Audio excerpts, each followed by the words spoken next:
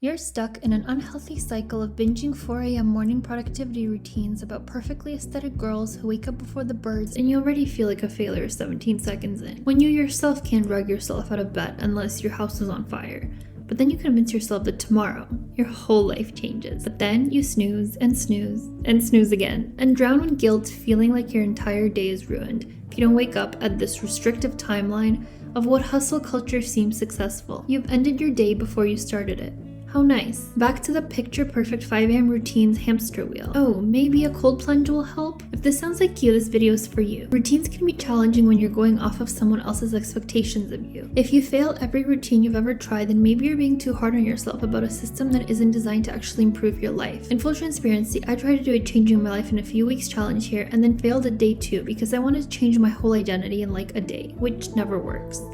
You fail because of your big pent-up expectations, not because you're lazy. Let's not measure ourselves to out-of-this-world people who are in different phases and energy levels. For example, when I worked downtown in the office and had to commute, I woke up at 5 a.m. every day. When I worked at Starbucks and had 5 a.m. shifts, I woke up at 4 a.m. every day. When I did regular 30-day challenges where I was super motivated to prove myself to myself, I woke up at 5 a.m. every day and went straight to the gym. There were things that forced me to wake up early. The goal was so big that nothing was going to stand in my way. But this time I failed, and that's okay. It's not really failure, but more of a signal. You gotta observe it and be like, what is it about the system that's not motivating me? What is this big obsessive goal here, and what are the consequences of me not meeting it? If the answer is nothing, then, well, you've got your answer. Ask yourself, why do I even want to wake up at 4, 5, 6 a.m.? Is it because I want to seem productive to everyone? Is it because I want to prove to myself that I can do hard things? Is it so I can tell everyone in my life that I wake up at 4 a.m.?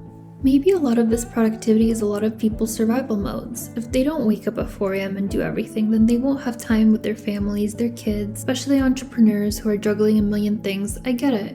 We all have certain things that we do that help us feel sane, but I don't think it should be like a prerequisite to productivity. My productivity has always gone in waves and rhythms of obsession, and while there are a lot of habits I need to build to create more structure in my life, I don't think it means every day has to look the same. If you're not using your system for survival mode, that is. Systems are supposed to make us feel better, not more guilty, don't you think? There were times in my life where I had so much freelance work, I was going to bed at like 2 a.m. and waking up at 5 or 6 a.m. It was just such a crazy cycle and phase. I did it because I had to, and I was so lucky and blessed to have all this work, but if I did this 24/7, I would literally go insane. I think it's okay to follow your natural energy levels and rhythms. If you get obsessed with a project or a habit, go crazy over it for a couple weeks, and then it's okay to calm down and rest a bit until you find your next adventure. If that means trying to wake up early a couple days a week to feel ahead of the game, and then letting yourself rest a few days later, where in the life rulebook does that make you a failure or lazy? I think it just makes you a human who needs something different, and that's okay. It's okay to want to build habits while also giving yourself grace for not being a perfect human. Because newsflash, you are not enough, and you will never be enough, and that's exactly why we need Jesus. You don't have to change your life 100% tomorrow. I know you've heard it a million times, but start with one thing you want to do every day that will improve your life, and build an outcome or accountability system to support it. I've been so much better at reading my Bible this year for this exact reason alone. I'm not perfect, and I don't do it at 4 a.m., but I can see the way God is showing up for me this year, and it makes me so much more excited to learn more about who He is to me and the valuable plans He has for me and for you, to prosper you. You don't have to do it yourself either. And I will literally pray for God to give me the execution to go to the gym when I can't get myself to. And trust me, this is an often occurrence. Small steps give you momentum, and momentum gives you a sense of, oh my gosh, I can't believe I did the thing I told myself I would. And even between the imperfect gaps of not doing it, it still feels pretty cool to do it. I'm usually a person that really needs a challenge in order to stay consistent. And so the times in my life where I've actually followed through with the goals and like the habits that I've wanted to do was when I did 30 days of something. And so for me, waking up early in the morning is like the hardest thing of my life. Whenever I did like waking up at 5 a.m. for 30 days every single day and going to the gym and all these things, that's when I followed through with my goals the most. One of my tips that I've realized, like, you really need to know yourself, and like, I know that nothing else in the world will wake me up in the morning unless I'm doing like a really crazy challenge, like 5 a.m. in the morning every day for 30 days, or unless I need to be somewhere like with a friend at work. I need the urgency and the commitment and accountability of like being there for someone, for something at a certain time in order to get up early in the morning. Otherwise, it's really hard for me. So one of the things I actually wanted to do was wake up early in the mornings and drive my mom to work so that I would have actually a reason to wake up. Like I need to be there at 6:30. And so, you know, there's no what ifs, there's no excuses, there's no, oh, I had a really bad night's sleep, oh, I went to bed late. It's like, no, I have to get up. And not only do I have to get up, but I'm just not gonna go back to bed. Like once you're outside, once you're, you know, driving in the cold, crisp air, like, I'm not gonna go back to bed after, obviously. And it's super nice. And so the times that I've done that, I've felt very like ahead of schedule, because usually I just feel, I don't know about you, but like if I'm waking up later during the day and stuff, and especially like if you have no structure in your days, like if you're a freelancer, if you work from home and you kind of create your own hours, if you're a business owner, all of these things, like it's really hard to structure your day because there's no really sense of urgency. You are kind of like on your own schedule. So creating those restrictions for yourself, I found is the most helpful for me. Like for example, the times where I did Orange Theory for a month. I don't know if everyone knows about Orange Theory, but it's like this fitness place where you have like classes, and I would be there at like 5 a.m. as well. And so basically like whenever you have to be there somewhere, that's what really like gets me out of bed. And so if that's something that you're struggling with, maybe this video will inspire you. You know, like we're gonna be with this together, we're gonna keep each other accountable. But one of the things and big tips that I've really found helpful for me is like make yourself accountable to someone or something. So like book an early morning class that you get charged if you don't make. So whether that's a Pilates class, a fitness class, a gym class, meeting up with your friend before work, I don't know, like a work call, accountability, like something where you have to be somewhere at a certain time. And then, you know, there's no time for excuses. Because I don't know about you, but when I wake up early in the mornings, my brain is just on excuse mode. Like it just, I can't like stop myself. Like it's very hard to control my thoughts in that way, because I'm like, nothing else in the world matters but my cozy, comfy bed, which is such a big luxury, right? Like I'm just so grateful all the time that like I get to sleep in a comfy bed, right? Like it's just such a huge blessing, but at the same time, like it's such a huge, it's so hard to like just like peel yourself away. And I find that transitions are really hard.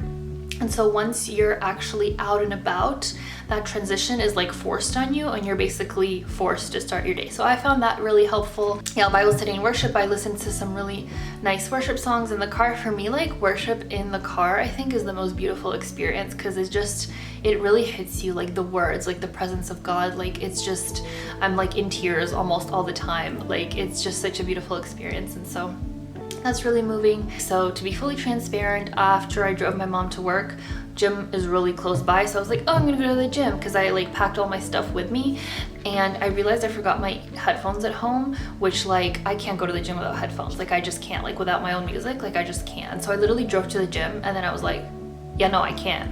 So I literally just drove to Starbucks, got some Starbucks, and came back, and I was like, okay, I'm gonna maybe do a workout at home or just go another day, because I know, please don't, I know. It's the thing that I've realized about myself when I'm like setting goals, like I can't be super restrictive. Like there has to be a balance between restrictive and what I can let slide and be flexible versus what I can have like an in-between moment where it's like 5K to 10K steps, right? Because like I know that if I do 10K steps every day, like that's not a huge priority in my life right now. Like previously when I did 10K steps every day, like that was basically my one goal, like every single day, right? But right now, like that's not my primary focus, but I still want to be like outside and healthy and get like some fresh air and like get my mind off things. And so, because even the past couple of days I've been just like on my screen all day, and I just can't, like I just can't, like I need, that's why I kind of have like a range, so that if I don't have time to do 10K steps, 8K steps, I don't feel like a failure. I think that's the biggest thing here, that like we don't want to do things that make us feel like a failure. We want to be striving for our goals, but at the same time not having these like huge idealistic standards of like perfection. And I think that's the black and white thinking that we're trying to really get away from. Oh, something else that I was showing previously in the video is I like to like brain dump all of the things that I have to do during the day in a Notion or my notes app, and kind of divide it into categories, whether it's like morning, afternoon, evening. Sometimes it's like levels of priority, where like I have to get this done versus this done. Sometimes it's like really step by step, like I'm just like, oh, I'm like breakfast, makeup, morning clips, like Bible study, all of this. So I've done a few things this morning, and so I find that categorizing it makes it feel less overwhelming.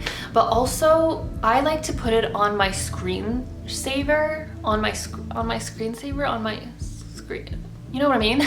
Like on my phone, like because of the wallpaper. Sometimes when I do like a bunch of check marks, I'll like, you know, screenshot that and then put that on my wallpaper as well. So I only started doing this like a couple of weeks ago, and it's nice because sometimes, you know, when your brain is just not on what you have to do, you forget, or you get carried away, you get distracted. And so having this on my screen, I'm just like, oh yeah, I still need to do this. Oh yeah, I'm still kind of like, it like puts me, especially because we're looking on our screens, like on our phones like a bajillion times a day. So like, why not? That's like, you know, the perfect ad placement for yourself. Like it's just the perfect place for you to just be reminded of all the things that you have to do. By the way, I used to get Starbucks all the time on my channel, like literally all the time. I kind of fell away from Starbucks because I actually like started drinking like actual nice coffee from like independent stores. Like I moved to Montreal for a few years and the coffee scene there is like absolutely mind-blowing. And so Starbucks compared to that is like literally like on the level, I feel like, of Tim Hortons, like for me at least, because of the taste. But when fall comes around, September, and the pumpkin cream cold foam, it's like I just can't. I can't help myself. I used to get pumpkin cream cold brew, but I'm not like a huge cold brew fan because it makes me like super jittery. And so my favorite drink has always been the iced shaken espresso. So what I started getting is an iced shaken espresso with the pumpkin cream cold foam on top, and I substitute the classic with 1 pump of brown sugar syrup. I make it with whole milk and I add some pumpkin topping sprinkling on top, and it's really good. And don't ask me how much it is, like I don't get it often, but like when fall comes around, like I just like, come on, it's only here for like a couple months. So anyways, I am off to do the rest of my to-do list. So I also have a haircut booked later on for today. I've been on a hair journey, and maybe I can talk about this in another video because like this looks so much better than it did a year ago. Basically, when I want something, I get super obsessed with it. Like nothing will stand in my way of like me doing it. That's the beautiful part, I think, about goal setting when you have like an obsessive personality. ADHD girlies unite. You get like hyper fixated and like obsessed with something, and so I like to basically like weaponize my obsessiveness into the things that I'm doing. So as long as I get obsessed with something, I'm just like, okay, this is great. So it's just like getting the momentum going. Like, you know, starting is always the hardest part. Anyways, you know, life's a journey, life's a waiting game, and you get what you put in. Did I just put the camera in the fridge so I can have a cool shot to open up with? Yes, I did.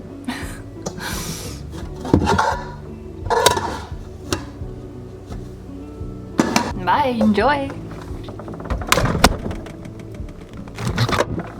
have to get you back, you know? I think sometimes we're so addicted to optimizing our habits that we miss out on actually doing the living because we're so focused on feeling guilty or comparing ourselves to others. Which is funny because I read this Bible verse the other week that really spoke to me, Galatians 6:4. Pay careful attention to your own work, for then you will get the satisfaction of a job well done, and you don't need to compare yourself to anyone else. And wow, isn't that beautiful and so true? It's like the simplest thing ever, but it's so true. The happiness of telling yourself, I'm so proud of myself, and that feeling that you get after working on a project or creating something meaningful, focus on that instead of the bajillion other ways other people are doing it. Some days that will mean me being so engrossed in a project that I won't even go outside into civilization. Other days that will mean 10k steps a day because my mind is going insane and I can't focus on anything. I don't really believe balance exists. Maybe I used to, but I don't.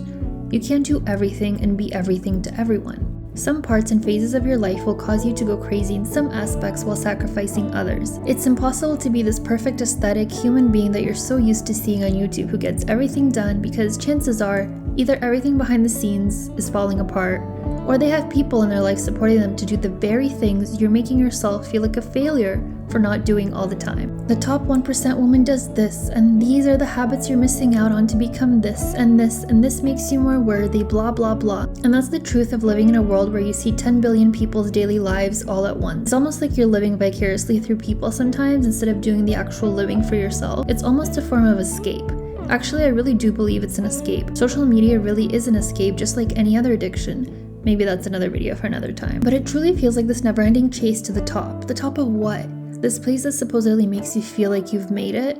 I ran a half marathon a couple years back, and let me tell you, I felt so disappointed in myself because I didn't perform the time that I wanted.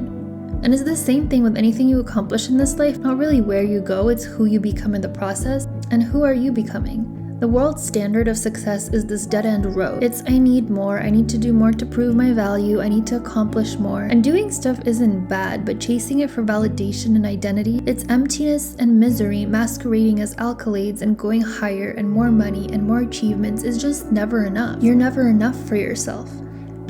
So I'm on my way to my hair appointment. I'm about 10 minutes late. What else is new? I wanted to show you my hair before because I probably will not have time to. I'll be like rushing out, but this is my hair before. No, it turns out I do want to show you even though I'm running late. It's just hopefully it will look a little cleaner. So I'll see ya. All right, so I'm back. Here's the final verdict. Can't really see. How does it look? Yeah, just like some shorter pieces here. I don't love the layers. But you know, obviously like I asked for her to get rid of the dead ends at the bottom, and so it is what it is, but it does feel healthier. It looks healthier, I feel like. My ultimate goal is just to like really have it grow out, and so I think the best part of having like a blowout is that I can do this with my hair, because I normally can't do this with my hair. Like it's so hard to dry my hair in the way where I'm able to move it around. It's like I can't stop. I feel like, you know, because I woke up early today, I feel like I have the whole day ahead of me. Like it's only 1 o'clock right now. Usually it would be way later in the day because I'm usually like a night owl, so I will be working until like midnight, until 1 a.m. Like it's just hard for me to stop because I'm like starting earlier. I feel like I'm so ahead of the game. Like even after I was like walking with my dog, I was just like, oh my gosh, it feels so nice. Like I feel the crisp September breeze, and I get to just like, you know, experience what it is like to be an early person, I guess. So I really think that is like the secret to really have yourself be accountable. So hopefully you're watching this and I can be accountable for you. So if you've been wanting to start this for a long time, and you're like watching a bajillion videos of like morning routines and how to be productive, blah, blah, blah, just watch this and be inspired and then go do it. Create your own systems where you're able to be held accountable, and I'm here for you. So we're on this journey together, and look at me, look at you, look at me. I'm already feeling better. I'm already feeling I can take on the day, but it is Friday, so I need to go home and do some work. You know what I'm gonna do? I think I might go to the gym. I think we should just grab some iced coffee first and then do that. I hope I'm inspiring you. This is what happens when you're building momentum, like one after the other after the other. Like it's just, it feels so good. I just feel like I'm on a high because of my hair, because when you have a hair blowout, like everything else in the world just makes sense. You just have the best day ever. So if you're ever feeling down about yourself, just go get a hair blowout. John 14:27 says, "Peace I leave with you, my peace I give to you. Not as the world gives do I give to you. Let not your heart be troubled, neither let it be afraid." John 4:14 says, "But no one who drinks the water I give will ever be thirsty again. The water I give will become in that person a flowing fountain that gives eternal life." Matthew 16:25-26 says, "For whoever wants to save their life will lose it, but whoever loses their life for me will find it. What good will it be for someone to gain the whole world, yet forfeit their soul?" You are not behind just because you feel you are. You are not in a rush just because you are rushing yourself. 2 Corinthians 12:9. "My grace is sufficient for you, for my power is made perfect in weakness. Therefore I will boast all the more gladly about my weaknesses, so that Christ's power may rest on me." All right, we are here. Let's see what this place is up. I found this coffee shop. Oh, it might be inside the building. I found this coffee shop that had some good reviews. I'm gonna get half decaf because it's like a little bit later in the afternoon. Let us do some shenanigan searching. I hope I'm not using this as an excuse to procrastinate not going to the gym. But hopefully I'll still have time to go.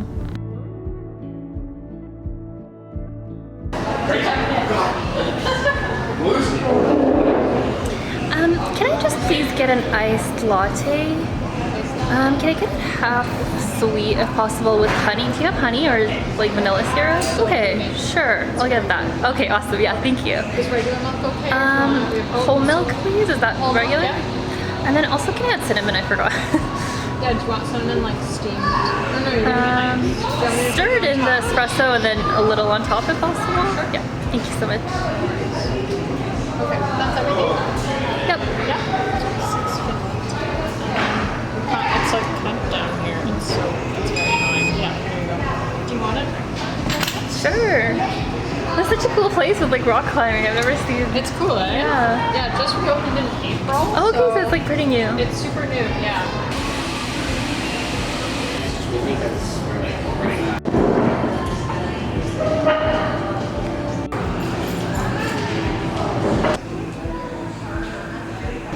Oh my gosh, it looks so good. Thank you so much. No problem.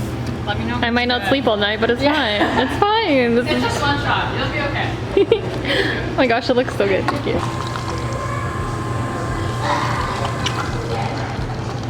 Oh yeah, that's good. It's good? What beans do you use? It's really nice.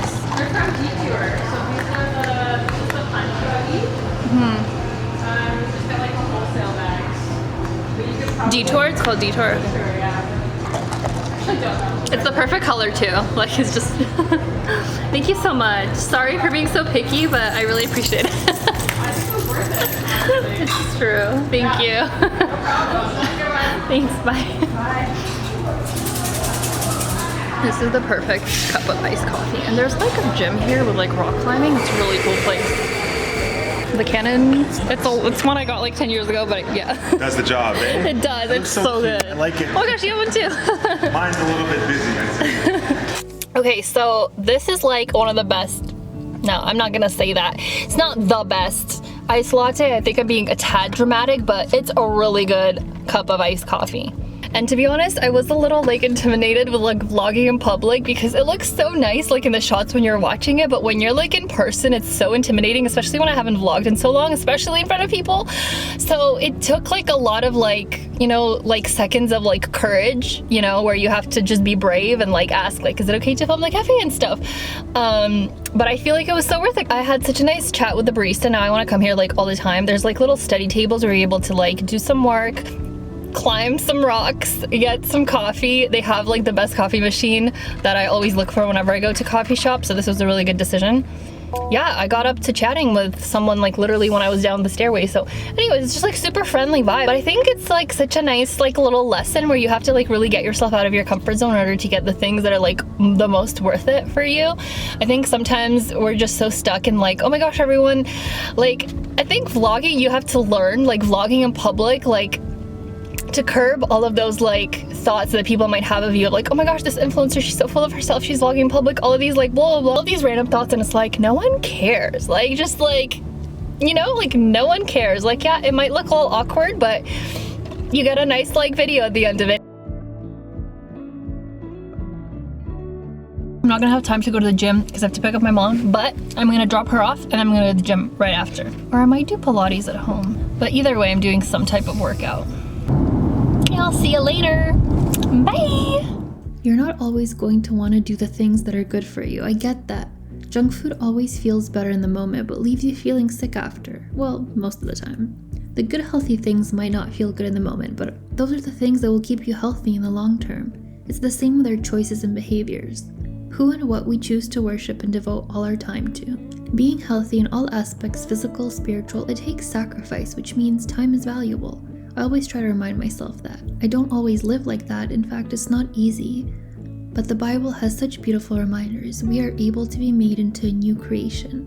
2 Corinthians 5:17. Therefore, if anyone is in Christ, the new creation has come, the old has gone, the new is here. And 1 Corinthians 3:16. Do you not know that you are the temple of God and that the Spirit of God dwells in you? Success is not productivity.